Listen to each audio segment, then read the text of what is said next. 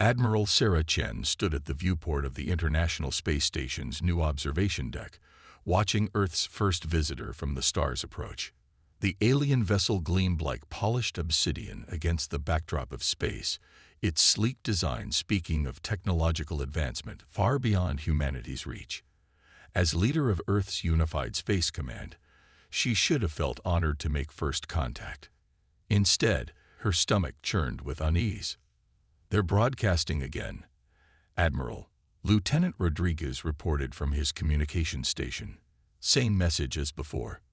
Chen's jaw tightened. The aliens' first transmission had been clear enough. Surrender or be eliminated. They viewed Earth as primitive, unworthy of equal diplomatic relations. Humanity's nuclear weapons, they claimed, were children's toys. Our spacecraft, little more than crude metal boxes. "Put it through," she ordered, straightening her uniform. The alien commander's holographic form materialized before her, tall and imposing with iridescent scales and multiple sets of eyes. "I am High Commander Vexthor of the Galactic Concordat," the alien announced, its universal translator converting complex harmonics into English. "Your species has 24 Earth hours to submit to our authority. Your technological inferiority makes resistance futile." Chen met the alien's gaze steadily. "With respect, Commander, we decline. Earth is our home, and we will defend it." Vexthor's secondary eyes blinked in what seemed like amusement. "Defend? With what? Your primitive projectile weapons, your chemical rockets. We detected your entire military capability during our approach. You have nothing that could harm our smallest scout ship."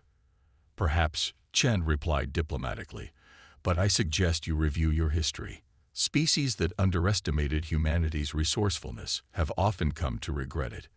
The alien commander's laugh resembled grinding metal. "Your confidence is misplaced. We've conquered dozens of worlds more advanced than yours. Your species still burns fossil fuels for energy. You haven't even colonized your own moon." As the hologram flickered out, Chen turned to her staff. "They're right about one thing. We can't match their technology. But they're making a critical mistake." "What's that, Admiral?" Rodriguez asked. "They think technology alone wins wars." Chen activated the station's secure communication channel to Earth's Defense Council. "Throughout history, humanity has overcome superior forces through innovation, adaptation, and our absolute refusal to give up. Get me Dr. Maya Patil at the Global Engineering Corps. Tell her we need solutions, not excuses." Within hours, the station's command center had transformed into a hub of frantic activity. Dr. Patel's team had commandeered every available screen, running simulations and analyzing the alien ship's energy signatures. They weren't looking for conventional weaknesses, they were looking for opportunities. "Admiral," Dr. Patel called out, her dark eyes bright with excitement. "I think we found something. The alien shields, they're calibrated for high-energy weapons, plasma, even nuclear detonations, but they might not be prepared for simpler threats." Chen leaned over the scientist's shoulder, studying the data. "Explain." "Space debris," Patel said, pulling up a map of Earth's orbit. "We've got thousands of defunct satellites, spent rocket stages, even tools dropped during spacewalks. The aliens dismiss it as junk, but with the right modifications, we could turn our greatest orbital weakness into a strength." Chen finished, a smile spreading across her face. "How quickly can you implement this?" "Give me 6 hours and every maintenance bot we've got. We'll show them what humans can do with a little imagination and a lot of determination." As Chen watched her crews spring into action, she thought about Vexthor's smugness. The aliens thought they were facing a primitive species armed with crude weapons. They were about to learn they were facing something far more dangerous. Humans with their backs against the wall and nothing left to lose. "Send word to all Earth defense stations," Chen ordered. "Operation Scrapyard begins now. Let's show these aliens why humanity never gives up without a fight." Outside the viewport, Earth's vast collection of orbital debris continued its endless dance around the planet. Soon, that dance would become a symphony of human ingenuity, and a harsh lesson for any alien race that thought superior technology alone guaranteed victory. Dr. Maya Patel hadn't slept in 36 hours, but adrenaline kept her mind sharp as she directed her team's efforts from the ISS's makeshift engineering bay. Around her, dozens of maintenance drones swarmed like mechanical bees, transforming discarded satellites and space debris into humanity's last line of defense. Status report on the first batch, she called out, her fingers dancing across holographic controls. Her second-in-command, Dr. James Chen, no relation to the Admiral, looked up from his workstation. First wave of modified debris is responding to control signals. We've successfully converted 15 defunct communication satellites into autonomous intercept units. Maya nodded, studying the diagnostic readouts. What they were attempting had never been done before, repurposing space junk into a coordinated defense network. Each piece of debris was being fitted with minimal thrusters cobbled together from spare parts, basic AI guidance systems, and most importantly, specialized electromagnetic pulse generators. The alien shields are optimized for kinetic and energy weapons, Maya explained to Admiral Chen, who had just entered the bay. They never considered we'd use their own arrogance against them. Each piece of debris we modify becomes a carrier for a localized EMP burst. Their shields might stop physical impacts, but they won't be looking for electrical disruption from what they consider harmless junk. Chen finished, a grim smile on her face. How many units can we deploy before they launch their attack? Maya checked her calculations. At current speed, maybe 300. It's not much against their fleet, but... A warning klaxon cut through the air. Lieutenant Rodriguez's voice crackled over the intercom. Admiral to the bridge. Alien fleet is launching scout ships. First wave approaching orbital defense perimeter. Chen squeezed Maya's shoulder. Time to see if your scrap-eared warriors can dance, Doctor. On the bridge, they watched as the alien scouts, sleek, deadly vessels that resembled predatory fish, sliced through space toward Earth. Their sensors would be detecting the debris field, but to them, it would appear as nothing more than the expected mess surrounding a primitive planet. Initiating Operation Scrapyard, Phase 1, Maya announced, her voice steady despite her racing heart. With a few commands, she activated the first wave of modified debris. On the tactical display, dozens of formerly dead satellites began to move with purpose, their trajectories carefully calculated to appear random. The alien scouts didn't react at first, dismissing the movement as normal orbital drift. That was their first mistake. As they penetrated deeper into the debris field, Maya's finger hovered over the activation trigger. Now, Admiral Chen ordered. Maya executed the command. Multiple EMP bursts flickered across space, invisible to the naked eye, but devastating to the unprepared alien technology. 3 scout ships suddenly went dark, their shields useless against this primitive but effective attack. Direct hits, Rodriguez reported, excitement breaking through his professional demeanor. Scout ships are powered down and drifting. But their success was short-lived. The remaining scouts quickly adapted, their shields shifting frequency to resist the EMP attacks. They began systematically destroying the modified debris, their superior weapons turning Maya's creations into space dust. They're learning, Maya muttered, already adjusting her calculations. But so are we. James, implement Phase 2 modifications. They'll be expecting more EMPs. Let's give them something completely different. The next wave of debris underwent a different transformation. Instead of EMP generators, Maya's team loaded them with a specially designed compound, a mixture of common elements that, when combined, created an intensely corrosive substance capable of eating through even advanced alien alloys. They'll adapt to this too, Maya explained to the Admiral. But every time they do, we'll have something new waiting. The beauty of working with primitive technology is its versatility. We're not bound by sophisticated but rigid systems. Admiral Chen watched as the tactical display updated, showing the alien fleet's main body moving into position. They still outnumber and outgun us 1,000 to 1, Doctor. Maya's eyes gleamed with determination. Then we'll just have to be 1,000 times more creative. Humanity's greatest strength isn't our technology, Admiral. It's our ability to turn absolutely anything into a solution. As if to emphasize her point, alarms blared again. The alien fleet's main attack was beginning. But this time, Earth wasn't defenseless. Above their blue planet, a belt of repurposed debris awaited. Each piece a testament to human ingenuity, ready to teach an advanced civilization that sometimes the simplest solutions were the most effective. Maya turned to her team, determination written across her features. All right, let's show them what Earth's junkyard dogs can really do. Phase 2 begins now. High Commander Vex Thor's primary heart skipped a beat as he watched another squadron of his finest ships spiral out of control, disabled by what his sensors insisted was nothing more than primitive space debris. The humans weren't just fighting back, they were winning. Impossible, he hissed, his scales shifting from iridescent blue to angry red. How are they doing this with scraps?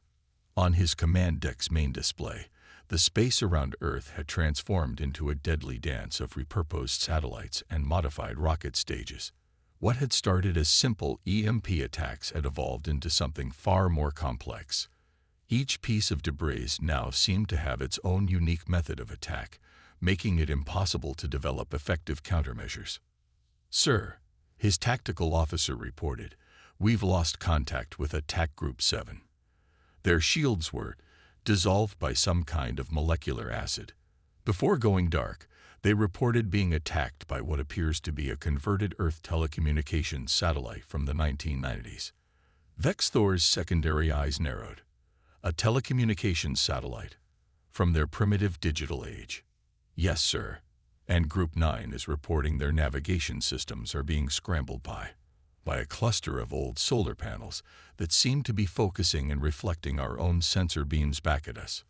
Aboard the ISS, Maya Patel monitored the aliens' increasingly frantic communications with satisfaction.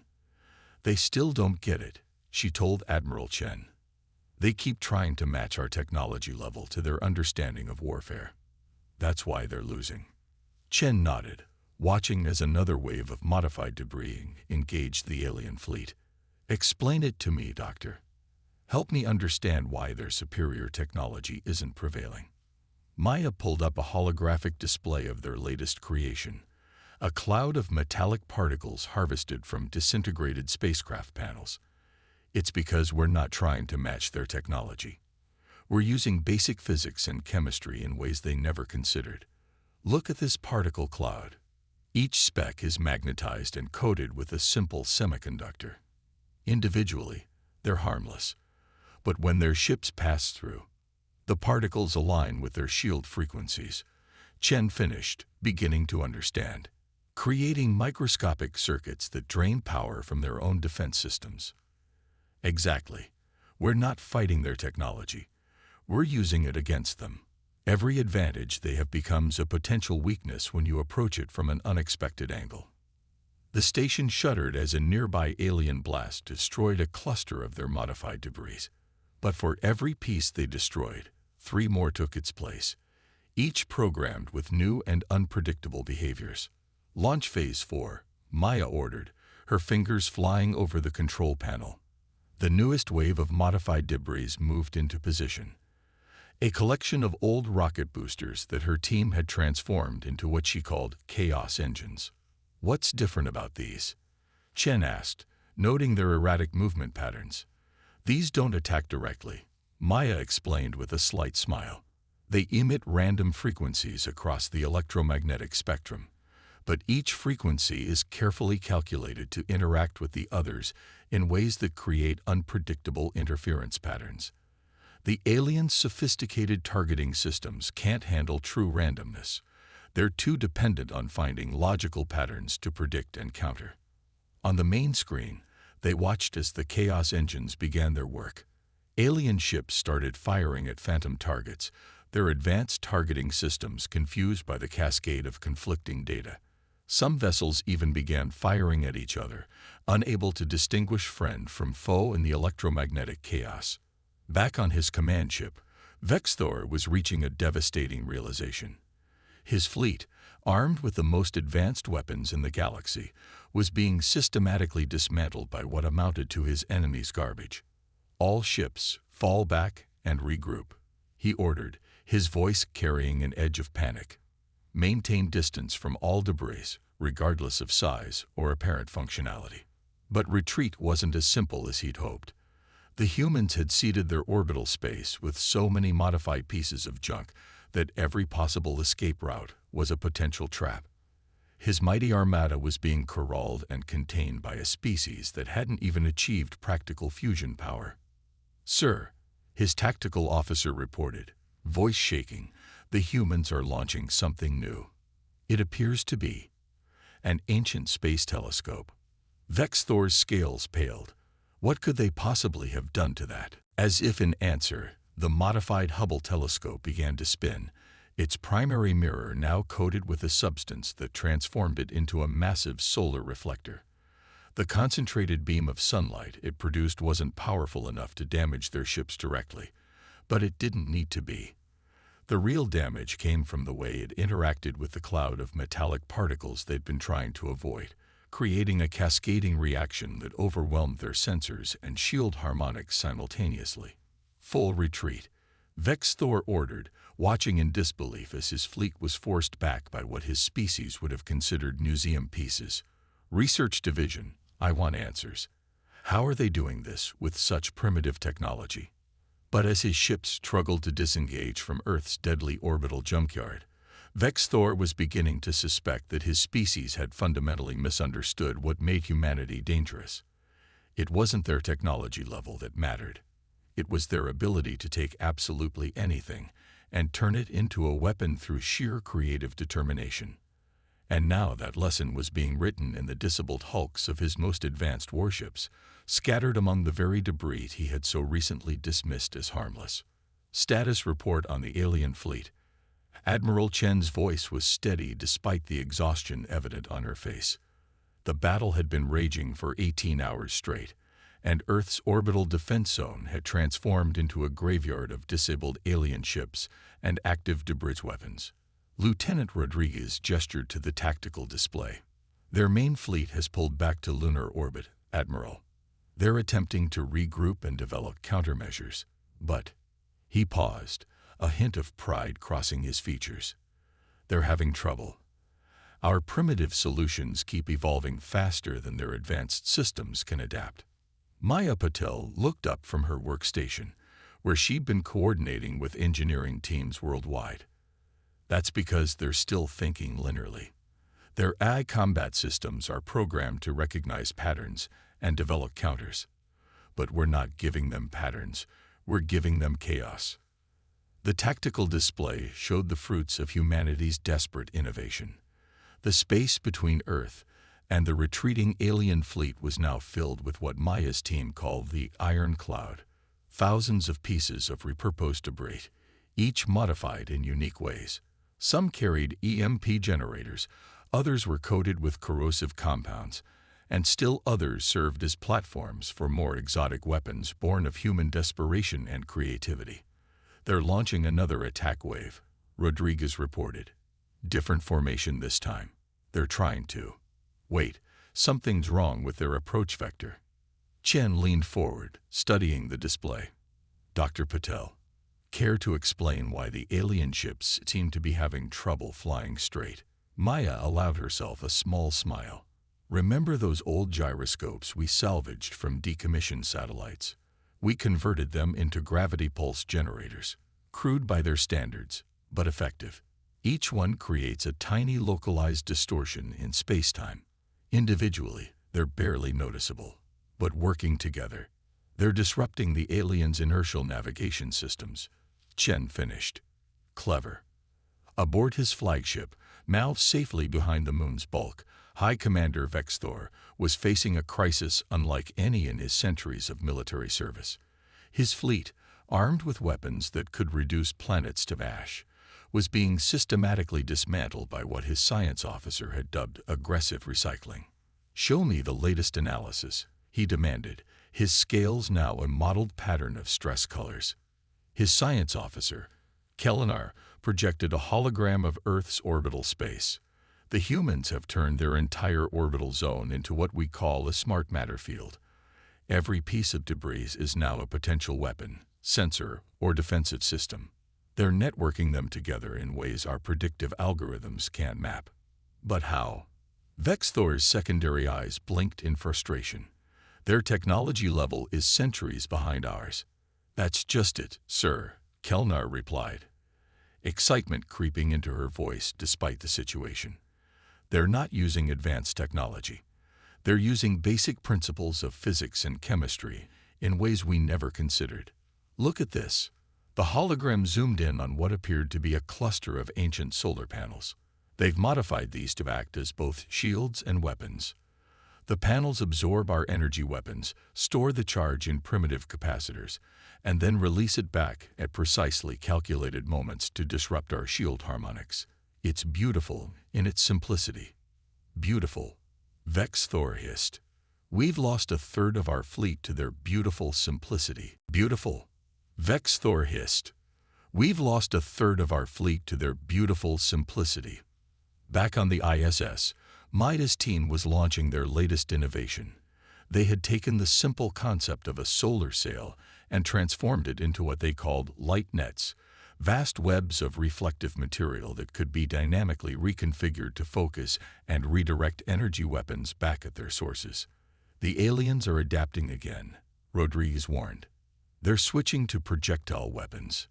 Maya nodded, unsurprised. "Initiate Phase 6. Deploy the magnetic minefields." Across Earth's orbital space, clusters of modified debris began generating overlapping magnetic fields. Any metallic projectile fired through this space would be caught in a complex web of magnetic forces, its trajectory altered unpredictably. "They're not just defensive weapons," Maya explained to Chen. "Each deflected projectile becomes part of our arsenal, adding to the magnetic chaos. The more they shoot at us, the stronger our defenses become." The alien fleet's latest attack wave encountered this new defense network. Their projectile weapons, designed to bypass energy shields, instead became trapped in a deadly dance of magnetic forces. Some were pulled off course, others were accelerated to dangerous velocities, and many were simply suspended in space, creating an ever-growing field of suspended ammunition. "Admiral," Rodriguez called out, excitement breaking through his professional demeanor, "we're detecting massive energy fluctuations in the alien fleet. I think they're preparing for a full retreat." Chen turned to Maya. "They're going to make one final push first. Something big. Are we ready?" Maya's answer was interrupted by a transmission from the alien flagship. High Commander Vexthor's holographic form appeared on the bridge, his scales now a deep purple of what humans would later learn was profound respect. "Your ingenuity is unprecedented," he began. "We came expecting to find primitives. Instead, we found warriors who could turn starship graveyards into weapons that rival our most advanced systems. Perhaps it is time we talked." Chen met his gaze steadily. "We tried talking when you first arrived, Commander.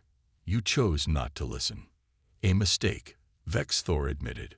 "One that has cost us dearly in ships and pride. But one that has taught us a valuable lesson about the true nature of advancement." As the alien commander spoke, Maya's team continued their work. They had learned early in the conflict never to let their guard down. Earth's orbital junkyard remained armed and ready, a testament to humanity's ability to find strength in its very limitations. The war wasn't over yet, but something had fundamentally changed. The aliens had come expecting to find prey, only to discover that humans were anything but helpless when backed into a corner. And in that discovery lay the seeds of what would become a very different kind of relationship between their species. The meeting chamber aboard the International Space Station had been hastily converted from a storage bay. but it now hosted perhaps the most important diplomatic summit in human history. Admiral Chen sat across from High Commander Vexthor, their respective staffs arranged behind them. Dr. Maya Patel stood at a display screen, explaining the principles behind humanity's orbital defense network to an increasingly fascinated group of alien scientists. The brilliance lies in its adaptability, Maya was saying, pointing to a holographic representation of their modified debris field. Each piece can be reprogrammed on the fly, allowing us to create new defensive patterns faster than your AI can analyze them. Kelnar, the alien science officer, leaned forward with all four eyes wide. But the power requirements, how did you manage with such primitive energy generation? Maya smiled. We didn't need much power. Most of our solutions used the energy of your own weapons against you. Newton's third law. Every action has an equal and opposite reaction. We just got creative with the opposite part. Vexthor's scales shifted to a deep blue of contemplation. In all our centuries of expansion, we've never encountered a species that could do so much with so little. Our preliminary reports labeled your planet as barely space-capable. Instead, we found warriors who could turn scrap metal into a defense system that rivaled our most advanced technology. We had motivation, Chen replied diplomatically. Nothing drives human innovation quite like survival. Yes, Vexthor agreed. We've learned that the hard way. Our fleet's combat analysis systems are still trying to categorize some of your defensive measures.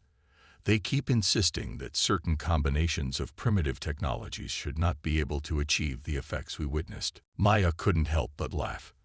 That's because your systems are looking for advanced solutions to advanced problems.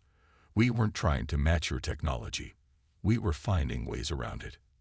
The alien commander's secondary eyes blinked in what humans were learning to recognize as amusement, like using modified television satellites to create quantum interference patterns that disrupted our targeting systems.